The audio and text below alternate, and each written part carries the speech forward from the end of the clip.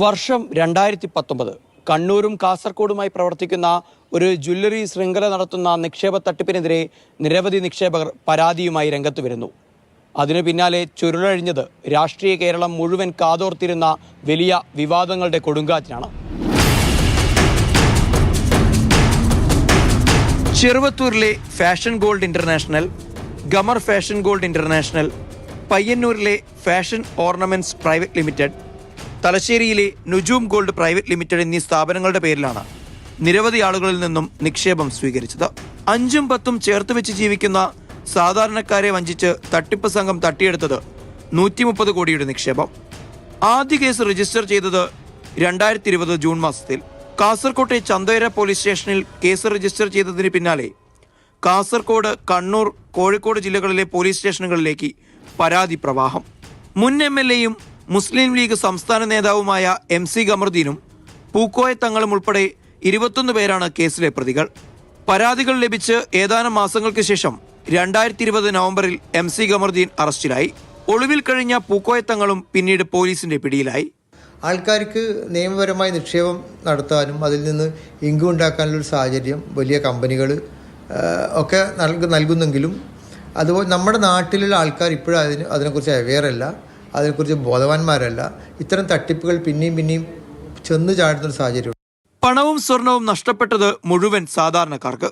മക്കളുടെ വിവാഹ ആവശ്യത്തിനും ചികിത്സയ്ക്കുമായി പോലും മാറ്റിവെച്ച തുക പോലും ഫാഷൻ ഗോൾഡ് ജ്വല്ലറി നിക്ഷേപത്തിന്റെ ഭാഗമായി മാറിയിരുന്നു. എന്നാൽ ലാഭവിഹിതം ചോദിച്ചു ചെന്നവരോട് സ്ഥാപനം വൻ നഷ്ടത്തിലാണെന്നായിരുന്നു അധികൃതരുടെ മറുപടി. പൂക്കോയ തങ്ങളുടെ ആധ്യാത്മിക പശ്ചാത്തലവും ഖമറുദ്ദീന്റെ രാഷ്ട്രീയ സ്ഥാനങ്ങളും തട്ടിപ്പ് സംഘം ഫലപ്രദമായി ഉപയോഗിച്ചു. എൻ്റെ ഭർത്താവിനെ ഒഴിവാക്കിയ സമയത്ത് ജീവനാംശിച്ച് കിട്ടിയ പൈസയാണ്. നമുക്ക് ജീവിതം തന്നെ ആ പൈസയാണ്. ഇപ്പോൾ അതിനെക്കുറിച്ചിട്ട് ഒരു വിവരവും ഒന്നുമില്ല. ഈ പൂക്കോയ തങ്ങളെ വിശ്വസിച്ചിട്ടാണ് ഞങ്ങൾ എൻ്റെ 8 ലക്ഷം റുപ്യ ഞാൻ അവിടെ കൊണ്ടിട്ടി.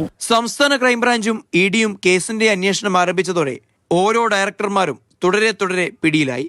പിന്നാലെ സ്ഥാപനത്തിന്റെ പേരിലും ഡയറക്ടർമാരുടെ പേരിലുമുള്ള വസ്തുവകകൾ ED കണ്ടുകെട്ടി. രാഷ്ട്രീയക്കാരും പല മുതലെടുപ്പുകൾ നടത്തി എന്നല്ലാതെ നിക്ഷേപകർക്ക് പണം കിട്ടാൻ ആവശ്യമായ ഒരു സൗകര്യവും ചെയ്തു കൊടുത്തിട്ടില്ല എന്നാണ് ഇതിന്റെ വസ്തുത. തട്ടിപ്പുമായി ബന്ധപ്പെട്ട് പല ജില്ലകളിലായി 200-ലധികം കേസുകൾ രജിസ്റ്റർ ചെയ്തു. 60 കേസിൽ കോടതിയിൽ അന്വേഷണ സംഘം കുറ്റപത്രം സമർപ്പിച്ചു.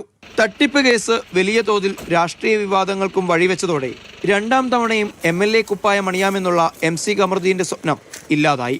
എന്നാൽ കേസിലെ മുഖ്യപ്രതിയായ സംസ്ഥാന നിർവാഹക സമിതി അംഗത്തെ തള്ളിപ്പറയാൻ ഇതുവരെയും മുസ്ലിം ലീഗിന്റെ നേതൃനിര തയ്യാറായില്ല. മുഖ്യപ്രതിയായ പൂക്കോയ തങ്ങളുടെ മകനെ ഇതുവരെ അന്വേഷണ സംഘം പിടികൂടാത്തതും ജാമ്യത്തിലിറങ്ങിയ പ്രതികൾക്ക് വിദേശയാത്രാ വിലക്ക് കൽപ്പിക്കാത്തതും സാധാരണ ജനങ്ങൾക്കിടയിൽ വലിയ പ്രതിഷേധമുണ്ടാക്കി. തട്ടിപ്പ് പുറത്തു വന്നിട്ട് വർഷങ്ങളേറെ കഴിഞ്ഞു. EDയും ക്രൈംബ്രാഞ്ചും ഒരുപോലെ കേസ് അന്വേഷിച്ചു. എന്നിട്ടും സാധാരണക്കാരായ നിക്ഷേപകർക്ക് അവരുടെ പണം ഇതുവരെയും തിരികെ കിട്ടിയിട്ടില്ല. കാസർഗോഡ് നിന്ന് സാരംഗ് സുരേഷ്, മാതൃഭൂമി ന്യൂസ്.